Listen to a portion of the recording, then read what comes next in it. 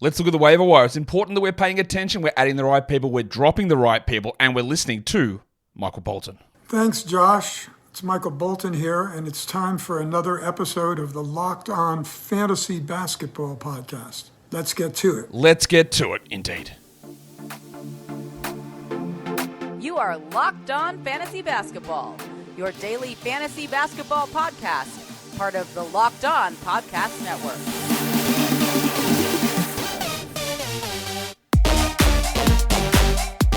Hello and welcome to the Locked On Fantasy Basketball Podcast, brought to you by Basketball Monster. My name is Josh Lloyd, and if we hit 75,000 subscribers on YouTube in the next 24 hours, I'll rock a Jordan Poole mustache for the rest of the season. I'm also the lead fantasy analyst at basketballmonster.com, and you can find me on Twitter, as always, at redrock_bball, on TikTok at redrock_bball, and on Instagram at Locked On Fantasy Basketball. This episode is brought to you by Prize Picks, the easiest and the most exciting way to play daily fantasy sports. Go to prizepicks.com/LockedOnNBA and use the code, all lowercase, LockedOnNBA for a first deposit match up to $100. Thank you also for making Locked On Fantasy Basketball your first listen every day. We are free. We're available on all platforms. That's not a joke. Hit subscribe. Let's hit 75K. Jordan Poole mustache, rest of season. I know you want it. I want it. But I want that 75,000 more, so go do it. Thumb it up, double bang. You know the drill. We are here to look at the fantasy basketball waiver wire. Every day we do a show that is a streaming show. This show is a little bit more future focused, a little bit more holistic, a little bit more, hey, I'm not in the playoffs. Hey, I've got a bye. Hey, I'm winning this week. Hey, I'm in Roto. Just some, we're not going to go through the next 5 weeks, but we are going to look at the next, the next week to 2 weeks of value and just sort of overview stuff. We did hear the update today that Desmond Bane is doubtful for today's game. Also, by the way, Jaren Jackson's going to be out again, and this should all give you these indications of how the Grizzlies are going to handle this. This Bane stuff, I do still fear, like, again, grab him, no problem. If your league ends next week, I know there are people who'll be like, oh man, you told us to drop Bane. Like, if your league ends next week, it's totally like the correct decision because, what are you going to get back? A game? It doesn't matter. Anyway, if you want to go and add Bane to it, but I do think it is going to be a frustrating experience that he might come back and play 2 games out of every 3. He'll play them at somewhat limited minutes, especially early on. And then I don't still think he lasts the rest of the season. That is my guess. It is pretty strange that he is coming back. I don't really understand the process behind it, but whatever, that's okay. I didn't think that he would come back, and he is going to come back. It looks like it. I still am not certain. We'll find out whether it's wrong or right. I'm not certain that Bane is going to be playing enough to matter. And it'll be really interesting to judge the totals fantasy value of Bane from here on out to see what he actually does and whether that was worth it. But like I said yesterday, adding Bane means that you use a waiver ad for a guy that might be below the worst player on your roster for this week and next week. And then you're sitting on it, waiting and in and out of lineups, and that might just be detrimental enough to cost you a week. That is, or kick you out of the playoffs. It is a tough decision. As my voice breaks. Of course, I'm talking standard league stuff. It's why I am continuing to advocate for games cap being a default and larger rosters being a default. A 10-3 split is absolutely ludicrous. It's a ludicrous thing we need to do. Look at every other fantasy sport. Look at a fantasy baseball roster. Look at a fantasy football roster. They're ridiculous. You don't have to use your bench players every day in those leagues. But we do in basketball because of standard settings. Ridiculous. Anyway, you don't need to hear me talk about that again. I'm sure I'll talk about it a million times through the offseason. We're here to talk waiver wire. Let's talk about some must-roster guys again. What do I mean by that? There's these guys that are sitting on your wire. You just got to go and grab them, and we see where this goes. Right? And I do have, despite a not great performance yesterday, Amen Thompson on this list. He started. He did tweak his ankle a little bit after a dunk attempt. He played through it and then came back at the end of the game. I don't think it's a problem. But, it's a borderline thing here with Amen. But if Amen plays 30 minutes a night, we're talking top 50 upside, so you can't leave that go. My fear has been the whole time since Şengün got injured, is that Udoka doesn't want to play small and Amen doesn't play the power forward position, and that they'll play him 25 minutes a night, not 30 minutes a night, and they will go with more Jock Landale, which they did. Amen's value is so high that you've got to get him. And he was already on this must-roster list before Şengün's injury, from a points league perspective anyway. I've got DeAndre Hunter on that list. That's obviously with Saddiq Bey out, Trae Young's out, Jalen Johnson's still currently out, and Onyeka Okongwu's out. Hunter is going to be frustrating. He's going to have 18, 2-1 with no steals and no blocks, and the value is just going to come back from how he shoots. But I just don't think you should leave him on the wire with those opportunities currently there for DeAndre. I've got Scooter Henderson there. They are going to give him big opportunities down the stretch. Jeremy Grant's hamstring. You'll see Anthony Simons will have a calf issue or a groin issue or a core issue or something. Ayton will have that as well. And he will get big opportunities. I would be making sure I'm on top of Scoot right now. Nick Richards remains there. Mark Williams is not returning. Nick Richards has been criminally under-rostered all season, just needs to be grabbed. And I think with the way that the minutes have gone the last 2 games, Aaron Nesmith's back on that must-roster stretch. We saw him really struggle coming back out of the All-Star break in his injury. The injury to Mathurin, though, has opened it up. They're playing in big minutes, so we lean into those big minutes. Amen's still only 44% rostered, which is interesting. Scoot is a much lower percentage. He sits at 32%. Sorry, not 32, 53. I'm incorrect. He was a higher percentage. I don't know what I'm talking about. Anyway, the guys, and I'm not just going to throw out a bunch of must-roster names that, how funny would it be if I did here's a must-roster list. Nikola Jokic, Shai Gilgeous-Alexander, Victor Wembanyama, Chet Holmgren, and Jason Tatum. There's your must-rosters. I'm not just going to throw out a list of names. These are guys that I think are pretty comfortably top 110 players, at least per game rest of season. So Amen Thompson's there, Scoot Henderson's there. This is for points leagues. Dracaris Levert, who is not a must-roster for categories, because when guys like Mitchell and Strus return, he becomes borderline.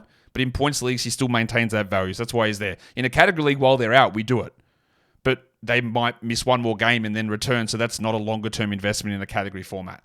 And I've got DeAndre Hunter on that list. So the only real difference there is Caris Levert's on the points list, and he wasn't on the category list. And Nick Richards isn't on the points list because, he's not as good as in a points league. Other names I could have put on there were guys like Paul Reed, but he was a little bit too, I think he was too highly rostered to be on that list as well. But there's a bunch of guys, again, that we're considering as must-roster players with those certain caveats in mind.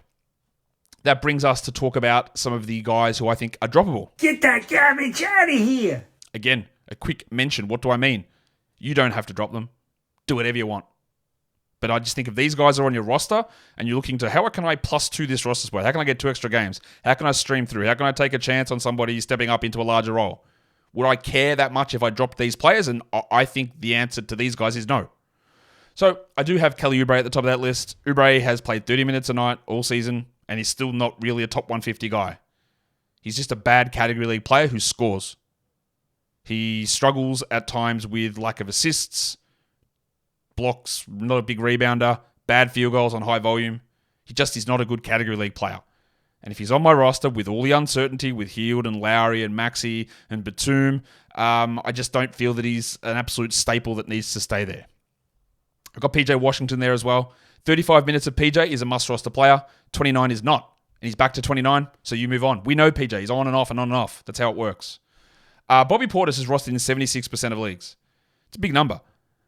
Portis is very up and down. We saw last game that he did struggle. He's had some big games and some bad games. But again, maybe leaning more towards 10-teamers. If Bobby Portis is on your team, is he your worst player, your second worst player? And when you get to the playoffs, your worst 2 guys, sometimes your worst 3 guys, are droppable. You don't have to turf them for nobody. We're not dropping them to go and add Patrick Baldwin Jr. Well, not yet anyway. But they don't have to be held on to. Wendell Carter, similar boat. He can have good games, but I don't feel confident in it. Got Cam Johnson there. Cam Johnson's returning from the ankle injury, but just one more injury for him. There's the return of Cam Thomas now as well, and Johnson really only started to pick it up when Thomas was out. And I just don't think that it's an absolute must to have him. And then Al Horford. We stream Horford in when someone's out, the starter's out, and then Horford misses games. He's just not reliable enough to have on your roster in a category league where you might get one big game a week. That's not enough. Unless you've got deeper rosters, Roto League, all of those different caveats. Today's episode is brought to you by Prize Picks. Prize Picks is America's #1 fantasy sports app with over 3 million members. It is the easiest and the most exciting way to play daily fantasy sports. It's just you against the numbers. You pick more than or less than on 226 individual player stat projections and you watch the winnings roll in. Prize Picks offers injury insurance as well so that your entries stay in play. even if one of your guys gets injured in football and basketball, if a player exits the game in the first half and does not return in the second half, well, it's not dead. That player projection just doesn't count against the rest of your entry, and that stays live. PrizePicks is the only DFS platform with an injury insurance policy, and of course, it's demon time on PrizePicks. You can now win up to 100 times your money with as little as 4 correct picks, turning that $10 into $1,000. So go to prizepicks.com/LockedOnNBA. That is prizepicks.com/LockedOnNBA, and the code is LockedOnNBA for a first deposit match up to $100. Pick more. Oh, actually, no, not pick more, because I'm going to say that bit in a second. I'm going to tell you again to go to prizepicks.com/LockedOnNBA and use the code LockedOnNBA for a first deposit match up to $100. Now I tell you that PrizePicks, pick more, pick less. It is that easy. Wow, professional legend. All right. Let's go back and look at some more droppable guys. Get that garbage out of here. They were the category league ones that we just did. So let's talk about some points leagues droppable players. I've got Bojan Bogdanovic on this list. He's 100% a category league drop as well. I just didn't include him in that list of names. Buddy Hield, I think, is a points league drop. I think in a category league, you can consider that as well. Things are not going well for Bud at the moment. He's a points and 3 specialist whose minutes are down and the shooting is not ideal. You could move on from him in a lot of spots. Bobby Portis, PJ Washington, Cam Johnson all remain on that list. Cam Johnson even more so in a points league is a drop. He's still 68, or PJ Washington's still 68% roster. It feels very high. The other name there is Isaiah Hartenstein, the stubby. He's a very clear points league drop, I believe. I think he's a category league drop as well. Just the way that they're limiting his minutes, the return of OG Anunoby means that they actually just will play Precious Achiuwa at center now. Well, not at center. They'll play him as the backup, and Precious is very quickly into this drop zone as well. I don't believe Precious played a single minute at power forward yesterday. It was 20 minutes of Hartenstein starting, 4 useless minutes of Jericho Sims, and 24 minutes of Achiuwa at center. So if he is exclusively a backup center Precious, and Hartenstein's a limited minute starter, it's going to be hard to consider both of those guys must roster. And I think when you get down to it, you get to desperation stakes that both guys will become droppable. And Hartenstein already is, and Achiuwa is... he's right there. He's pretty close. He's not quite. I'd like probably hold one more, but it's not looking positive. Who have the pundits, who have the general punters, the fantasy practitioners been adding over the last 48 hours? The number one most added player is Jock Landale, up 51% in our advanced roster metric. Understandable. He was very good yesterday. He played 26 minutes, and honestly, I said this when Şengün went down that his game is not as fantasy friendly as what Amen Thompson's is, but it's still pretty fantasy friendly. And Landale did this last season when he replaced Ayton. And if he gets 26 minutes a night, I'm in. I added him. I added him in industry pickup. I added him in Locked On Fantasy Basketball Bowl. That was before the Şengün... when the Şengün injury happened, I added him straight away in that. Well, not straight away because it's fab.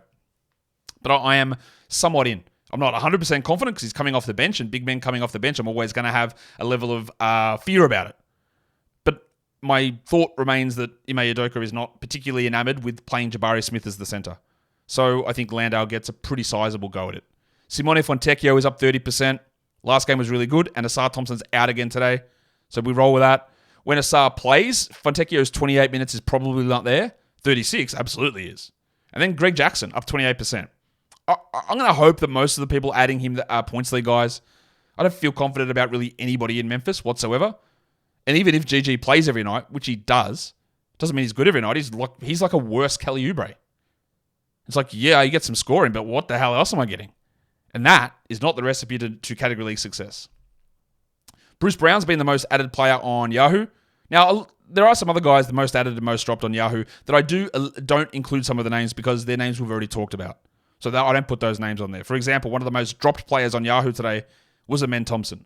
But since I already talked about it and laid out the case of why I think you need to roster him, well, then I'm not going to double up and say, what are these guys doing? Even though I've just spent 30 seconds telling you that.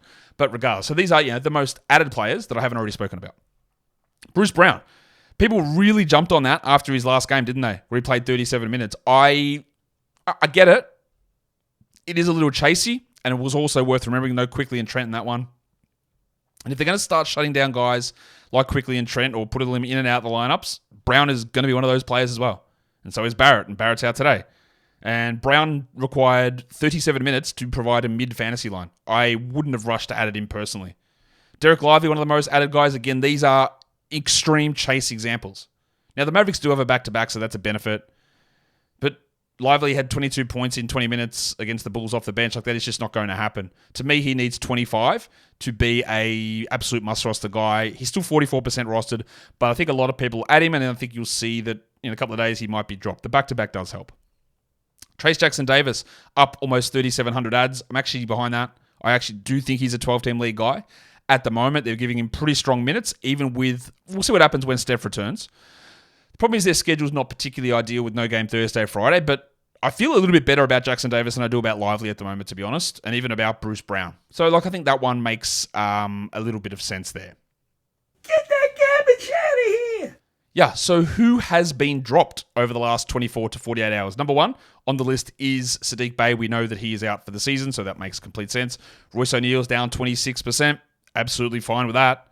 If someone goes out, one of the starters in Phoenix, then we go with him. Otherwise, we don't. And then Malaka Branham down 25%. His last two games have been dreadful. I could not have asked for a perfect encapsulation of my theory of once the mainstream media starts to talk about a player's hot streak that is baked in with 50+% shooting or three-point shooting and completely unsustainable numbers, that the fall-off's going to be rapid and really soon. This was the absolute perfect example. So as soon as I pointed it out, what's he scored? 3 points on about 2% shooting in the last two games? Yeah.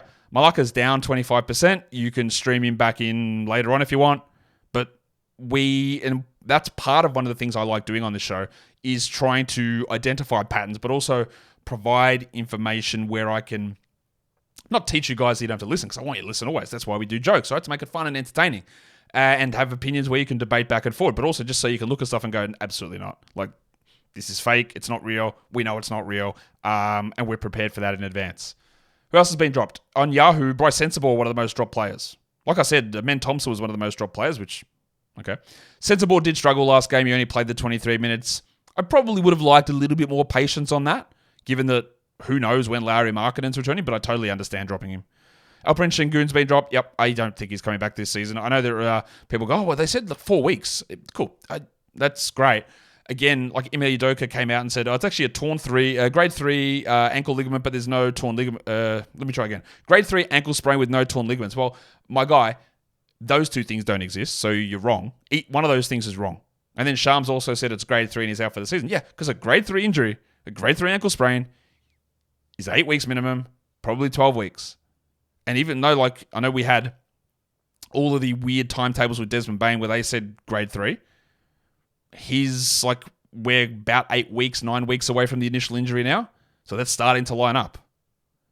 He's not coming back in 3 weeks, Sengun, from a grade 3 with a bone bruise in his knee. He's not.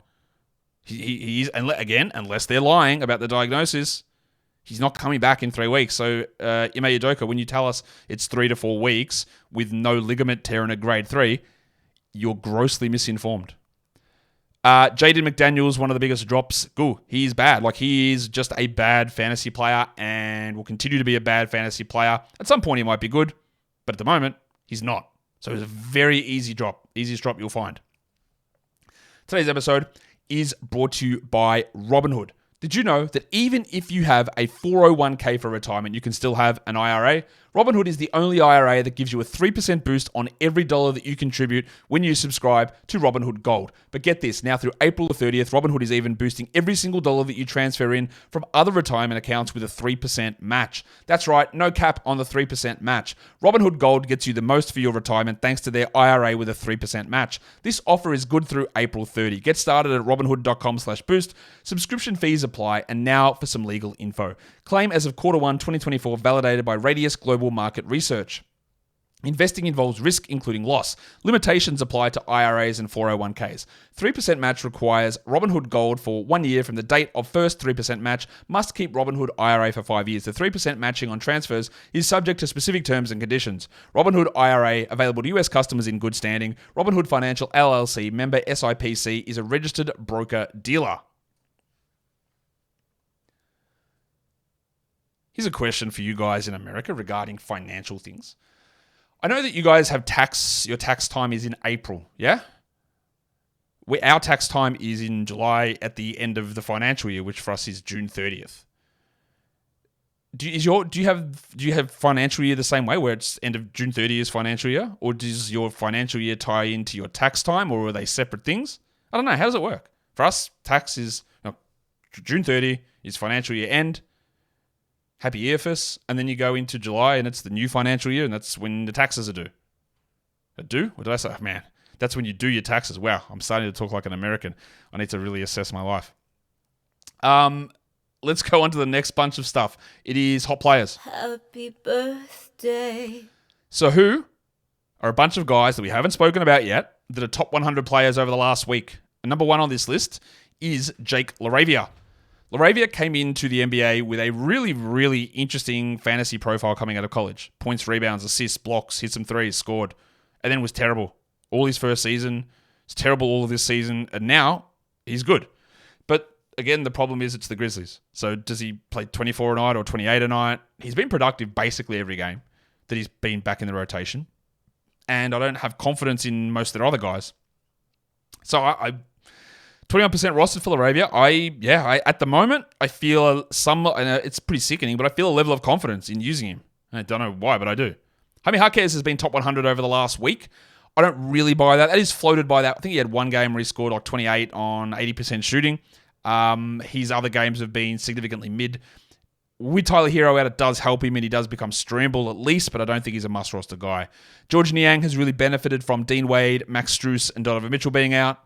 So when they're out, you stream him in, but that is it. Najee Marshall's had a couple of good ones. I don't care about that at all. That's a 16-team situation, even though he is top 100. The next one's interesting, and that is Jonte Porter. There's no backup center in Toronto, apart from Jonte, and he's on the two-way contract situation where it is iffy in terms of how many games he's got left. I believe he's got 8 games left on his contract, and there's, 13 or 14 left for the season? But they could also just play him all the way through and then convert his contract, waive somebody else. So I'm getting to the stage where I think about this every day. That's my life. I think about Jonte Porter. I think about it every day, about what should we add him? Like, what would make sense for them to do? Well, and if they don't play him, what do they do at center? Because there's nobody. Unless it's Mamadou Gay, and I don't really think they'll do that. So I think they might just play Jonte out. His two-way days will run out, and then they'll convert him, or they'll sign somebody else. So I actually don't mind an ad of Jonte, who's top 100 over the last week, in 14s, and I would consider it in 12s. And I can't believe I'm saying that. Matisse Thybulle's been top 100. It's all through steals and blocks. We know this. You know what you're getting from Matisse. At some point, it's going to get even more iffy with weirder rotations. But for now, when you're looking for those numbers, Thybulle does bring them. What about some injury replacement players? Well, a lot of the guys we've spoken about already are injury replacement guys. But let's just run through 6 different names here that are worth talking about. Number 1 there is Bruno Fernando. Noah Kongwu. No Johnson. He's getting 23 minutes a night, Bruno. And you get good field goals, you get solid rebounds, you get good blocks. That's useful for a lot of leagues. Not for everybody. Probably not for points leagues. Stream back-end category, maybe. 14-team category, absolutely. The next name is a name that you'll go, what are you talking about, Josh? I think you've spelt a couple of things wrong there. If you are not aware of this man, and his name is Tristan Vukcevic. Who is Tristan Vukcevic? A guy that could have been a first-round pick in the last draft, ended up sliding to the top of the second round. The Wizards ended up drafting him, and he's been playing over in Europe all season. But out of nowhere, basically, they signed him today. And he is allegedly going to be coming over for the end of the season. So why is Tristan Vukcevic an interesting player for us in this perspective? Well, because the Wizards have no centers. Marvin Bagley's hurt with a back issue. I don't know how long that's going to last. Rashawn Holmes was going to replace him, and he's dealing with a toe issue. They are 100%, I believe, planning on shutting Kyle Kuzma down at some point over the final weeks of the season, who's been filling in at center. And if Vukcevic comes across, again, this is a deeper league, longer-term thing. It's going to be hard for a rookie to come in and have an impact, but sometimes big men can just fall into stuff. Shout out to Trey Jemison. They come out, they play 25 minutes, they go 10 and 10, they shoot 60%. They block 2 shots just from being big. Vukcevic shot 43% from 3 in his 30 games over in Europe. He only played 14 minutes a night. 1 3 a game. He shot 84 from the line. He blocked half a shot in 14 minutes. It's not a huge amount, but it's not bad. Played for Partizan. Shot 40% in EuroLeague games. He's a stretch big with a little bit of rebounding ability. Good free throw guy. That is one that is just, again, available everywhere. And I think there'll be a time where we're going, well, I guess we've got to try Vukcevic. Duncan Robinson, while Tyler Hero's out, he's an injury replacement guy. I've got Corey Kispert there as well, while Holmes and Bagley are out. They're starting Kispert. If Kispert gets a starting spot, he is a 12-team league option. I unbelievably put DeJon Jarreau there. I say injury replacement, that's like with the Pippen injury, who's coming back, the Kennard's ins and outs, and Concha in and outs, and Goodwin contract stuff. Jarreau is playing some minutes. This is extremely short term, obviously, but it's at least a name you got to know. And the other one there is, of course, old mate, the Prestige Penis. Grade A Dick, because you'll have Brown miss some games, Quickly miss some games, Trent miss some games, Barrett miss some games. And I would be very stunned if we get less than 30 minutes of Dick moving forward here.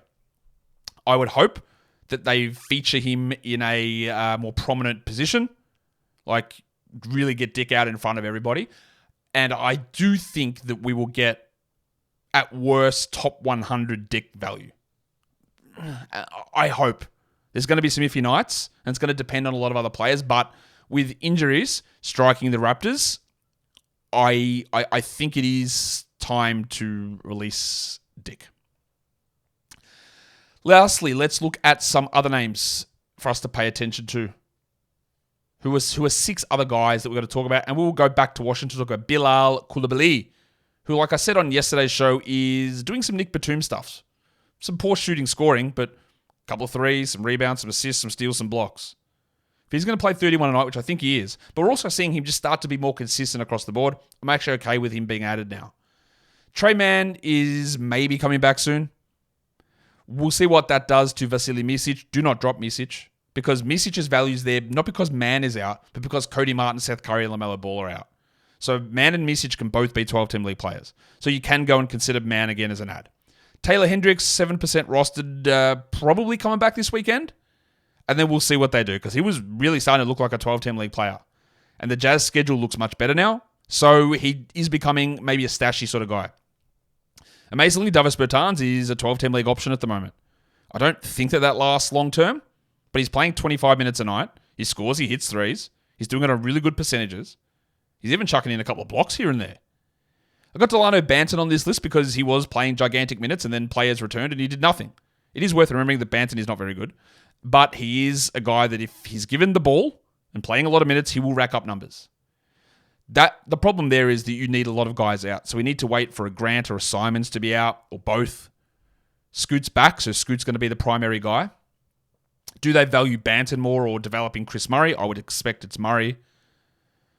Banton is, again, someone I don't think we need to hold at this point, but it's a name we need to watch. And lastly, again, in all seriousness, we need to watch James Wiseman, because this guy has been one of the worst players in the entire NBA.